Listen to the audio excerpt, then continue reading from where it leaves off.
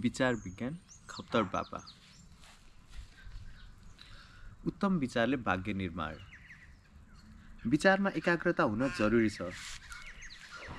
यसैले एकाग्रतापूर्वक जुन कुराको विचार गर्छौ त्यसमा तिमीलाई सफलता अवश्य होला।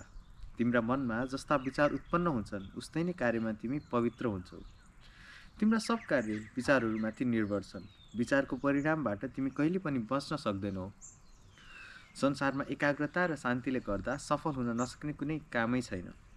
आत्मिक शक्तिलाई सावधानी र बुद्धिमानीले उपयोगमा ल्याउँदा प्राप्त हुन नसक्ने कुनै पदार्थ नै छैन। यसैले सदैव आफ्नो मनमा उत्तम विचार गर्यो भने ती विचार शीघ्र नै तिम्रो बाह्य जीवनमा उत्तम अवस्थाहरूका रूपमा प्रकट हुनेछन्। सदैव शुद्ध विचार गर्नाले नै आत्मा शक्ति र सर्वज्ञता प्रकट हुन्छ भन्ने कुरा निश्चय गर। तिमीले अल्पज्ञ हुनाले प्राय मलिन र अशुद्ध विचार नै गर्यो। यसैले अब शुद्ध उत्तम विचार गर्ने नै अभ्यास गर। कुनै व्यक्ति भाग्य भाग्य भनी चिच्याउँछ र उठान्दछ, त्यो उसको सामर्थ्यभन्दा बाहिर छ।